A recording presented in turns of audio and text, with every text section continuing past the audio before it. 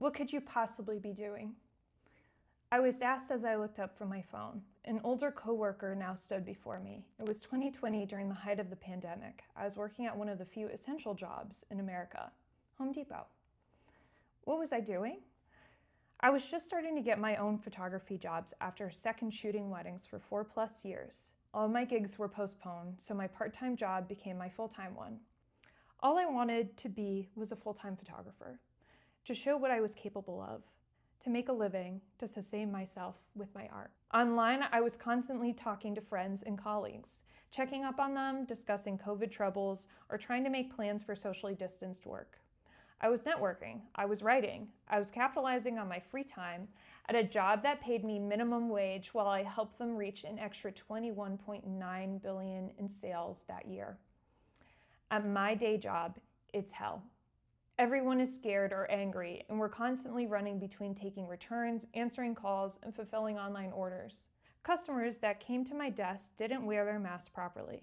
I was required to touch all return items. We were given off-brand hand sanitizer our manager found on a website. Me and my coworkers took turns running to the bathroom and postponed our lunch times as we helped with lines out the door and constant calls that turned into bullying. When I got a chance to look at my phone, I would see a friend's story telling everyone it's dangerous to get the COVID vaccine, while the next friend's story was saying anti-vaxxers are the dangerous ones. I was on Instagram reading several names including Breonna Taylor, Ahmaud Arbery, and George Floyd on my screen. People were calling their deaths instances of racism and police brutality. I jumped on a YouTube channel where they were calling these deaths inflated, drug-related, and isolated. I was seeing protests in major and small cities alike. Half the people I know called them criminal and dangerous, while the others were saying protesting was constitutional and necessary. On Facebook, one person was shouting, "Black Lives Matter," on their post, while the next friend shouts, "Blue Lives Matter." And not close behind, all the posts came that said, "All lives matter." I felt short of breath every day from the news. The amount of takes was overwhelming, heartbreaking, and scary. Every day a new death was announced and a new argument surfaced. Every opinion was confident the other side was wrong, evil, bad. I was increasingly stressed as the news exploded and I didn't know which voice to trust. Are we really a racist nation? Is COVID really that bad? Is the vaccine actually safe? Having no decisive truth at this time was uneasy, but having one felt scarier. The stakes were so high, and they still are.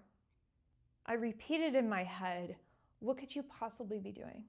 In reply, "I'm networking and researching for a shoot. Would you like to see?" "Oh no, that's okay," the coworker says with a wave of dismissal as they turn away from me. They were satisfied with their show of condemnation.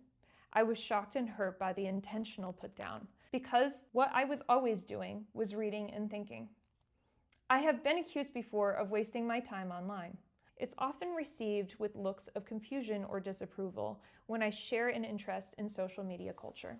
So, starting today, I'm going to be thoroughly answering the question again, what could I possibly be doing? And this time, I'm going to share my answer with an audience who is listening and genuinely interested in what I have to say. Because I have answers and even more questions.